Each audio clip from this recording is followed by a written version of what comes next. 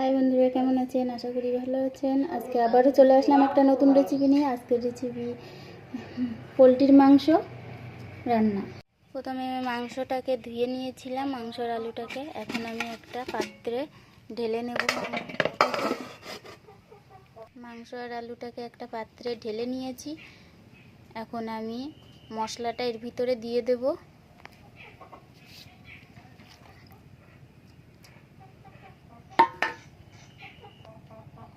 এখানে আছে 2 চামচ আদা, 2 চামচ জিরে আর লঙ্কা বাটা, পরিমাণ মতো পেঁয়াজ রসুন বাটা।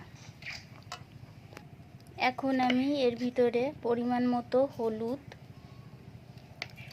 লবণ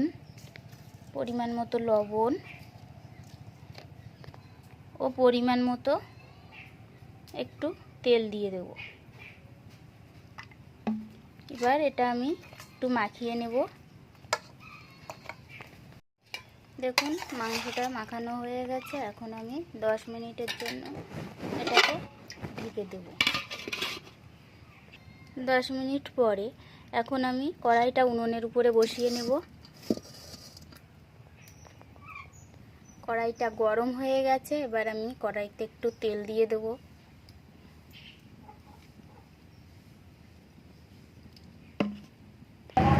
দেখুন বন্ধুরা, তেলটা গরম হয়ে গেছে। এখন আমি জিরে দিয়ে দেব।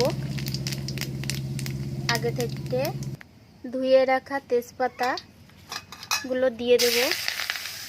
একটু নেড়ে চেড়ে আস্তে আস্তে মাংসগুলোকে দিয়ে দেব।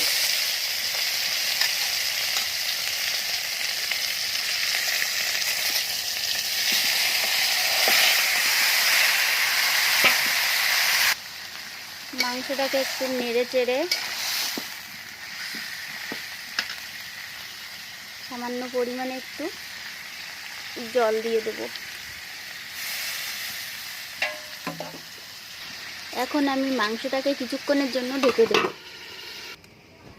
দেখুন কাঠের ভিতর থেকে কেমন পিঁপড়ে বেরোচ্ছে। কিছুক্ষণ পরে দেখুন মাংসটা এমন একটু হালকা জল বেরিয়েছে।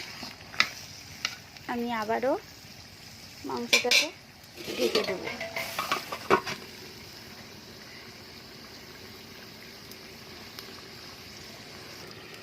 কিছুক্ষণ পরে আবারও আমি মাংসটাকে একটু দেখে নেব। দেখুন মাংসটা একটু জল বেরিয়েছে।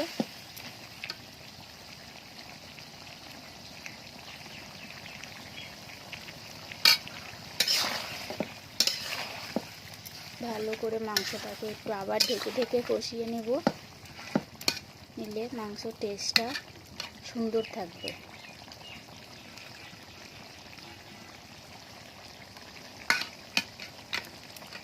আবারও মাংসটাকে একটু ঢেকে দেব। এখন আমি শিলে গরম মশলাটাকে বেটে নেব।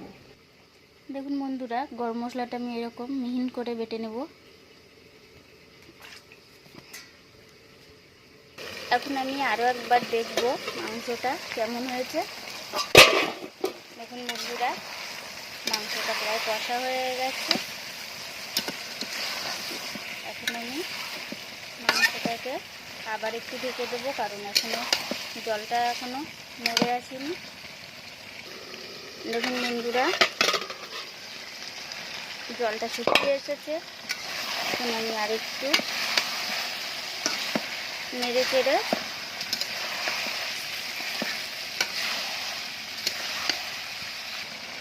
সামান্য পরিমাণে একটু জল দিয়ে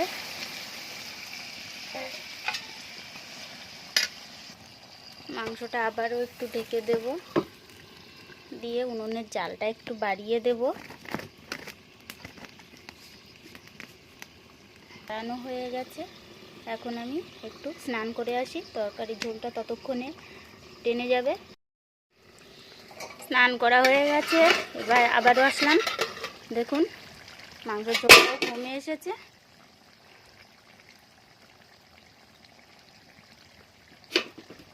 মাংসের ঝোলটাও কমে এসেছে। এখন আমি গরম মশলাটা দিয়ে দেব।